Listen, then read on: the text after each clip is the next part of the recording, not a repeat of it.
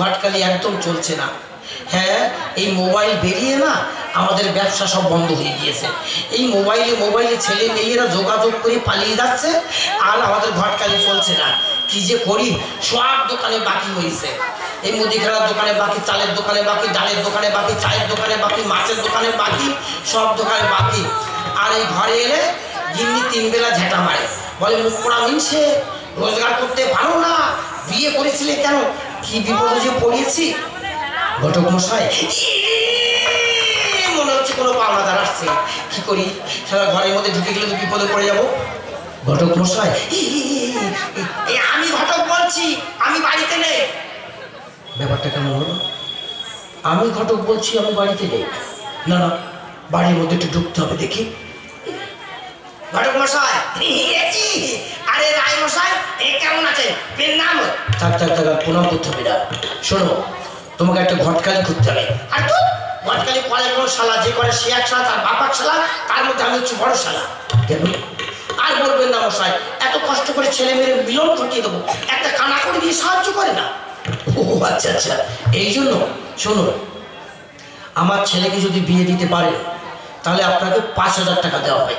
5,000? তাহলে আমি কেন, আমার বাপ পর্যন্ত পারবে।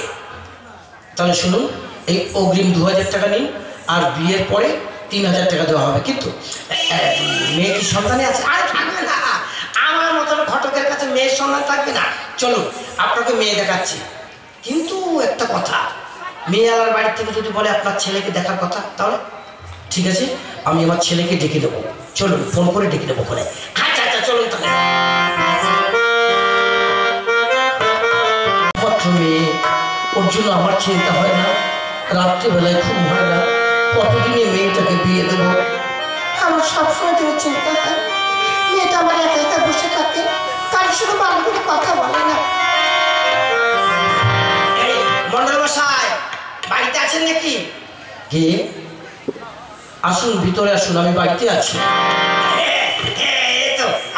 আরে কি ঘটক মশাই আপনি? হ্যাঁ, আপনি সেদিন চার দোকানে বসে বললেন না যে আপনার একটা মেয়ে নাকি বড় হয়েছে, বিয়ে দেবেন, তাই আমি মানে একটা পাত্র নিয়ে এসেছি। ও আচ্ছা আচ্ছা, তা পাত্রটা কোথায়? এই তো আমি ফোনে দেখেছি, আসছি।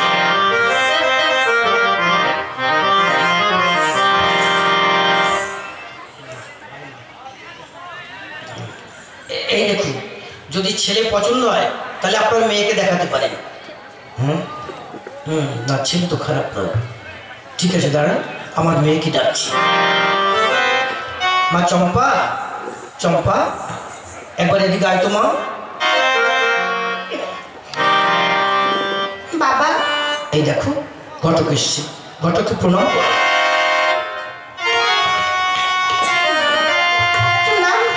থাক মা, থাক, আর প্রণাম করতে হবে না, ওটা ভালো থেকো। প্রণাম। থাক থাক থাক থাক, আর প্রণাম করতে হবে না। প্রণাম।